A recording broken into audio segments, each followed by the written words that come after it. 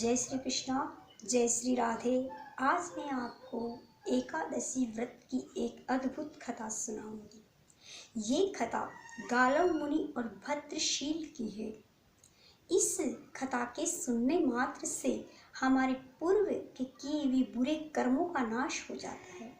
और इस बार कार्तिक कृष्ण पक्ष की एकादशी रमा एकादशी है। इस एकादशी में इस व्रत की कथा सुनने मात्र से हमें बुरी कर्मों से छुटकारा मिल जाता है। इसलिए मैं आज आपको ऐसी अद्भुत कथा सुना रही हूँ। इसे आप अवश्य सुने। अगर अच्छी लगे तो मेरे चैनल को लाइक शेयर अवश्य करें। कथा इस प्रकार है। एक बार नारद जी सनक अपने बड़े भाई सनक जी के पास गए और उन्होंने सनक जी से कहा कि हे भ्राताश्री, क्या एकादशी व्रत का ऐसा कोई महात्म्य है जिसके सुनने मात्र से किसी के पापों का नाश हुआ है? तब श्री सनक जी कहते हैं, हे नारद जी, अब मैं इस अन्य व्रत का जो तीनों लोकों में विख्यात है इसका वर्णन करूंगा। ये सब पापों को नाश करने वाला तथा संपूर्ण मनोवांछित फलों को देने वाला है। इसका नाम एकादशी व्रत है। यह भगवान विष्णु को विशेष प्रिय है। हे ब्राह्मण, क्षत्रिय, वैश्य, शूद्र और स्त्री जो भी पुरुष भक्ति पूर्वक इस व्रत का पालन करते हैं उनको ये मोक्ष देने वाला है। ये मनुष्य को उनकी समस्त अभिष्ट वस्तुएं प्रदान करता है। विप्रवर सब प्रकार से इस व्रत का पालन करना चाहिए क्योंकि ये भगवान विष्णु को प्रसन्न करने वाला है। दोनों पक्ष की एकादशी को भोजन न करे। जो भगवान भोजन कर लेता है वह इस लोक में बड़ा भारी पापी है, परलोक में उसे नरक की प्राप्ति होती है। मुनीश्वर, मनुष्य यदि मुक्ति की अभिलाषा रखता है तो वह दशमी और द्वादशी को एक समय भोजन करे और एकादशी को सर्वथा निराहार रहे। महापातकों अथवा सब प्रकार के पातकों से भी युक्त मनुष्य यदि एकादशी का व्रत निराहार रहकर करता है तो वह परम गति को प्राप्त होता है। एकादशी परम पुण्यमयी तिथि है। ये भगवान विष्णु को बहुत प्रिय है। संसार बंधन का अच्छेद करने वाली इच्छा वाले ब्राह्मणों को सर्वथा इसका सेवन करना चाहिए। दशमी की प्रातःकाल उठ दंत धावन करना चाहिए, स्नान करे और इंद्रियों को वश में रखते हुए विधि पूर्वक भगवान विष्णु का पूजन करे। रात में भगवान नारायण का भजन कीर्तन करे, उन्हीं के समीप शयन करे। एकादशी को सवेरे उठकर शौच स्नान से निवृत्त हो भगवान विष्णु के लिए पूजा की सामग्री जुटाए। गंध पुष्प आदि सामग्रियों से विष्णु भगवान की पूजा विधि पूर्वक करे। इस प्रकार कहे, एकादशी निरहार स्थित्वा धाम परे अहमि भोक्ष्यामि पुंडरीकाक्षं शरणं मे भवाच्युतम। कमल नयन अच्युतम, आज मैं एकादशी को निराहार रहकर दूसरे दिन भोजन करूंगा। आप में मेरे लिए शरणागत हो और इस व्रत को पूर्ण करने के लिए मुझे शक्ति प्रदान करे। हे सुदर्शन चक्रधारी, देवों के देव भगवान विष्णु समीप भक्ति भाव से उस मंत्र का उच्चारण संतुष्ट हो उसी एकादशी का उपवास समर्पित करना चाहिए। इस जो मंत्र मैंने आपको सुनाया उसका उच्चारण करते हुए भगवान को ही इस व्रत का पुण्य समर्पित करना चाहिए। इससे भगवान अति प्रसन्न होते और हमें बिना किसी कामना के, बिना किसी फल के कर की हुई एकादशी का पुण्य 1000 गुना बढ़ जाता है। गीत वाद नृत्य तथा पुराण श्रवण करे और रात में जागरण करे। द्वादशी के दिन प्रातःकाल उठकर व्रतधारी पुरुष स्नान करे और इंद्रियों को वश में रखते हुए विधि पूर्वक भगवान विष्णु की पूजा करे। विप्रवर जो एकादशी के दिन भगवान जनार्दन को पंचामृत से स्नान कराए, द्वादशी से दूध से नहलाए, वह श्री हरि का सारूप्य प्राप्त कर लेता है। पूजन के पश्चात इस प्रकार प्रार्थना करनी चाहिए। अज्ञानतिमिरान्धस्य व्रतेनानेन केशव प्रसीद सम्मुखो भूत्वा ज्ञान दृष्टि प्रदो भव। हे केशव, मैं अज्ञान रूपी तिमिर रोगों से अंधा हूँ। मेरे इस व्रत में आप प्रसन्न हो और प्रसन्न होकर मुझे ज्ञान दृष्टि प्रदान करें। इस प्रकार इस स्तुति द्वारा भगवान की स्तुति करने से भगवान अति प्रसन्न होते हैं। तब नारद जी ने सनत जी से कहा, मुझे वह कथा सुनाइए जिसने इस व्रत को करके मोक्ष प्राप्त किया और अन्न धन की प्राप्ति हुई। तब भगवान विष्णु की इस व्रत को करने वाले गालव मुनि के पुत्र भद्रशील हुए। उन्होंने पुरातन समय में पूर्व काल बात है, नर्मदा के तट पर गालव मुनि के नाम से एक प्रसिद्ध ब्राह्मण रहते थे। वे सम मनोविग्रह और दम इंद्रिय संयम से संपन्न तथा तपस्वी निधि थे। सिद्धचारण, गंधर्व, यक्ष और विद्याधर आदि देव योनियों लोग भी वहां विहार करते थे। वह स्थान जहाँ वह रहते थे कंद मूल फलों से परिपूर्ण था। वहाँ मुनियों द्वारा बड़ा समुदाय निवास करता था। विप्रवर गालव वहाँ दीर्घकाल तक रहे। उनके एक पुत्र हुआ जो भद्रशील नाम से विख्यात हुआ। वह पुत्र बड़ा ही पुण्यवान और सुशील संस्कारवान था। उसने बाल्य अवस्था में ही एकादशी का व्रत करना शुरू कर दिया और इंद्रियों को वश में करके भगवान विष्णु की पूजा और कीर्तन करना लगे।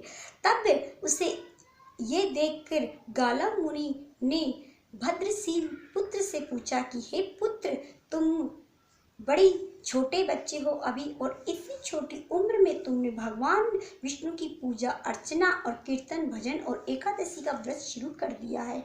तुम्हें ऐसी किस चीज की अभिलाषा है जिसकी कारण तुम ये सब व्रत कर रहे हो? अभी तुम्हारी आयु भी क्या है? तब गालव मुनि, उत्तम व्रत का पालन करने वाले महाभाग भद्रशील, तुम अपने कल्याणमय शील स्वभाव के कारण सचमुच भद्रशील हो गए हो। जैसा तुम्हारा नाम है वैसा ही तुम्हारे गुण है। तुम्हारे मंगलमय इस चरित्र और योगियों के लिए भी दुर्लभ है। तुम सदा भगवान की पूजा में तत्पर रहते हो, प्राणियों के हित की संलग्न रहते हो, एकादशी का व्रत करते हो, शास्त्र निहित कर्मों को तुम नहीं करते हो। तुम सुख और दुख आदि द्वंद्वों में भी एक समान रहते हो। तब मुनि बोले, हे पुत्र, तुम किस चीज की अभिलाषा से ये सब कर रहे हो? पिता के द्वारा इस प्रकार पूछे जाने पर पूर्व जन्म का स्मरण हो जाने के कारण उस भद्रशील बालक के मुख पे छटा छा गई और उसने अपने अनुभव के अनुसार अपने पूर्व जन्म की कथा सुनाना शुरू किया। तब भद्रशील बोले, हे पिताजी सुनिए, पूर्व काल में मैंने जो कुछ अनुभव किया है वह जाति ईश्वर होने के कारण, पूर्व जन्म की याददाश्त होने के कारण मैं आपको सुनाता हूँ। मुनि श्रेष्ठ, मैं पूर्व जन्म में चंद्रवंशी राजा था। मेरा नाम भद्र कीर्ति था और महर्षि दत्तात्रेय ने मुझे शिक्षा दी थी। मैंने 9000 वर्षों तक संपूर्ण पृथ्वी का पालन किया था। पहले मैंने पूर्व कर्म भी बहुत से किए थे, परंतु पीछे पाखंड से बाधित होकर मैंने विदित कर्म करने त्याग दिए। पाखंड की कूटनीति अवलंब करने मैंने सब यज्ञों को विध्वंस कर दिया और सदैव पाप कर्म करना शुरू कर दिया। उनमें से छठा अंश और मुझे मिलने लगा। इस प्रकार मैं सदा पापाचरण करने लगा। सेना में आसक्त रहने लगा। एक दिन शिकार खेलने की रुचि से मैं सेना सहित एक वन में गया। वहां भूख प्यास से पीड़ित हो थका मांदा नर्मदा के तट पर आया और सूर्य की तीखी धूप से संतप्त होने के कारण मैंने नर्मदा जी में जल में स्नान किया। सेना किधर गई ये मैंने नहीं देखा। अकेला ही मैं भूख प्यास से कष्ट पा रहा था। संध्या के समय नर्मदा तट के निवासी जो एकादशी का व्रत कर रहे थे वहां एकत्रित हुए। उन सबको मैंने देखा। उन्हीं लोगों के साथ निराहार रहकर बिना सेना के ही मैंने अकेला रात में वहां जागरण किया और मैं हे तात जागरण समाप्त होने पर मेरी वहीं पर मृत्यु हो गई। तब बड़ी बड़ी दाड़ों से भय उत्पन्न करने वाले यमराज के दूत मुझे बांध कर ले गए। कलेश भरे हुए मार्ग द्वारा यमराज मुझे निकट पहुंचाए। वहां जाकर मैंने यमराज को देखा जो सबके प्रति समान बर्ताव करने वाले। तब यमराज ने चित्रगुप्त को बुलाकर कहा, हे विदन, इसको दंड विधान कैसा करना है बताओ। साधु शिरोमणि धर्मराज के ऐसा कहने पर चित्रगुप्त जी ने देर तक विचार किया और इस प्रकार कहा, हे धर्मराज, यद्यपि यह सदा पाप में मग्न रहा परंतु ये ठीक है। तथापि एक बात सुनिए, एकादशी का उपवास करने वाला मनुष्य सब पापों से मुक्त हो जाता है। नर्मदा के किनारे इसने एकादशी का व्रत किया और निराहार रहकर जात को जागरण किया और उसके बाद इसकी मृत्यु हो गई। इसलिए इस व्रत के प्रभाव से इसके सभी पाप नष्ट हो गए। बुद्धिमान चित्रगुप्त ऐसा कह रहे थे। धर्मराज मेरे सामने कांपने लगे। उन्होंने भूमि पर दंड की भांति पड़कर मुझे साष्टांग प्रणाम किया और भक्ति भाव से मेरी पूजा। तदंतर धर्मराज ने अपने सब दूतों को बुलाकर इस प्रकार कहा। धर्मराज बोले, दूतों मेरी बात सुनो, मैं तुम्हारे हित की बड़ी उत्तम बात बतलाता हूँ। धर्मराज, मनुष्य को मेरे पास न लाना। जो मनुष्य विष्णु भगवान का पूजन करते हैं, संयमी है, कृतज्ञ है, एकादशी का व्रत पारायण करते हैं, जितेंद्रिय हैं, हे नारायण, हे अच्युत, हे हरे ऐसा बोलते हैं, इस प्रकार के शांत स्वभाव वाले मनुष्य को मेरे पास बिल्कुल भी मत लाना। उन्हें वहीं छोड़ देना। जो संपूर्ण लोकों का हितैषी परम शांत भाव वाले हैं और जो नारायण, अच्युत, जनार्दन, कृष्ण, विष्णु, कमल कांत, ब्रह्मा जी के पिता शिव शंकर अत्यधिक नामों से भगवान विष्णु को उच्चारण सुनाते हैं, उनकी स्तुति करते हैं, उन्हें मेरे द्वार पर मत लाना। ये धर्मराज जी महाराज चित्रगुप्त से कह रहे थे। उन पे मेरा शासन नहीं चलता।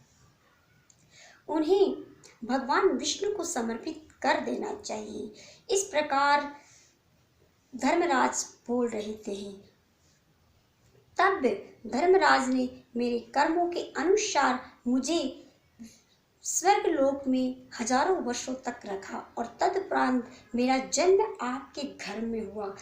तब मुझे ज्ञात हुआ कि मैं एक दिन एक रात की एकादशी का व्रत करने से मैं पूर्व के सभी पापों से मुक्त हो गया, तो मैं आजीवन एकादशी का व्रत करूंगा तो उससे मुझे भगवान विष्णु का वैकुंठ धाम प्राप्त होगा। इसी लालच, इसी सुख के लिए मैं ये एकादशी का व्रत करता हूँ। हे पिताश्री, आप और क्या जानना चाहते हैं?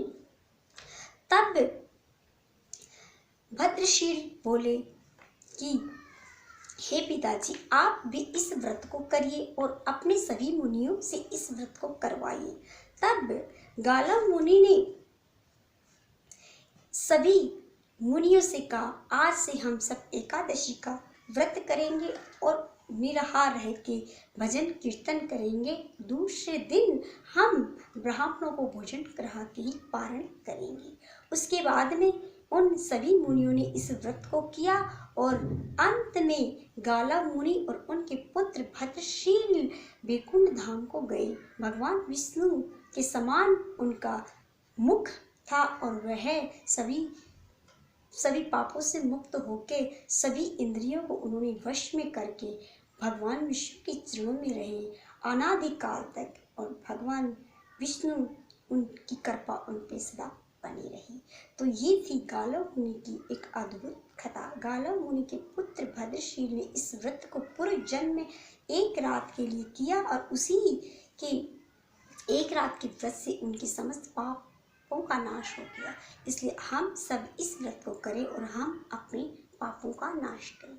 तो ये थी एकादशी व्रत की कथा। आपको कैसी लगी? अच्छी लगी तो मेरे चैनल को लाइक करें, शेयर करें, सब्सक्राइब। जय श्री कृष्ण, जय श्री राधे।